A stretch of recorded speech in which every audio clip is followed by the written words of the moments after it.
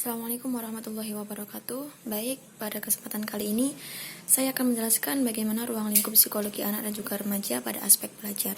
Langsung saja, yang pertama, psikologi anak, aspek belajarnya saya ambil 4 poin, yaitu yang pertama adalah fisik, intelijensi, emosi, dan juga sosial. Yang pertama, fisik. Fisik di sini maksudnya adalah ketika kondisi fisik seorang anak itu sehat atau bugar, maka akan memberikan pengaruh positif juga terhadap kegiatan belajar seorang anak. Sebaliknya, ketika kondisi fisik anak itu lemah atau sakit, itu akan menghambat tercapainya hasil belajar yang maksimal. Oleh karena itu, keadaan jasmani itu sangat mempengaruhi proses belajar seorang anak. Kedua adalah intelijensi. Intelijensi ini maksudnya adalah semakin tinggi tingkat intelijensi seorang anak, maka semakin besar peluang anak itu meraih kesuksesan dalam belajar. Sebaliknya, semakin rendah tingkat intelijensi seorang anak, maka semakin sulit si anak itu mencapai kesuksesan belajar. Kemudian yang ketiga adalah emosi. Emosi di sini maksudnya kondisi emosi seorang anak itu sangat mempengaruhi proses pembelajaran anak. Jadi jika seorang anak itu dapat mengendalikan emosinya, maka anak memberikan pengaruh positif juga dan mempermudah keaktifan dalam proses belajarnya. Terus yang terakhir adalah aspek sosial atau faktor sosial.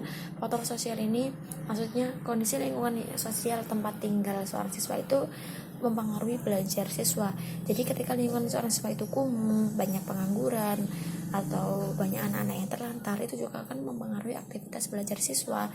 Paling tidak siswa ini akan kesulitan mencari teman untuk berdiskusi atau belajar seperti itu. Itu adalah ruang lingkup psikologi anak dalam aspek belajar. Kemudian beralih ke remaja. Jadi remaja ini saya ambil 3 poin atau 3 peran dalam proses belajar mengajar seorang remaja. Yang pertama ada keluarga. Keluarga di sini maksudnya adalah keluarga ini berperan penting dalam proses belajar siswa atau belajar remaja. Karena apa?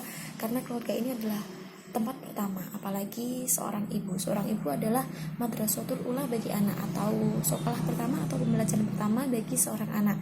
Jadi ketika seorang anak ini tidak memiliki sosok keluarga yang bisa membantunya untuk belajar, maka si remaja tersebut akan tumbuh berbeda dengan anak yang memiliki basic belajar dari keluarga. Di sini belajar itu banyak hal ya. Ada belajar mengatur emosi, belajar menjaga sikap, ataupun belajar pelajaran sekolah. Jadi ketika anak tidak memiliki basic keluarga untuk membantunya belajar, maka dia akan tumbuh menjadi anak yang tidak bisa menjaga emosi, menjaga sikap, ataupun tidak bisa belajar pelajaran sekolah kayak gitu, karena dari peran keluarganya ini sendiri hilang begitu. Jadi aspek belajar pada remaja yang pertama ini adalah keluarga. Yang kedua adalah lingkungan. Lingkungan di sini maksudnya ketika lingkungan seorang remaja itu berada pada lingkungan yang baik, maka seorang remaja itu akan tumbuh menjadi pribadi yang baik juga. Sebaliknya ketika lingkungan itu buruk, maka remaja itu akan tumbuh menjadi pribadi yang buruk juga. Misal lingkungan remaja tersebut adalah lingkungan yang anak-anaknya itu rajin belajar, rajin berangkat sekolah, rajin mengaji, maka remaja itu juga akan ikut seperti itu, rajin belajar, rajin sekolah, seperti itu. Kemudian yang terakhir adalah teman sebaya. Remaja ini kan bisa disebut masa transisi ya, dimana peralihan dari masa kanak-kanak ke masa remaja atau dewasa awal. Jadi masa remaja ini adalah masa dimana mencari jati diri.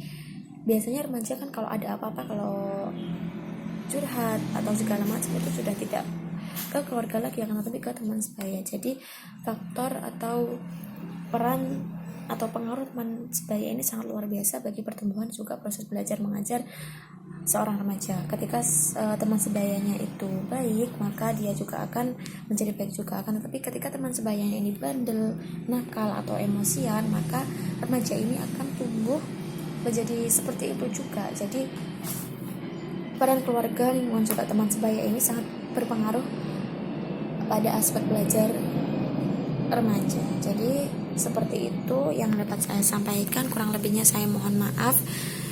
Wassalamualaikum warahmatullahi wabarakatuh.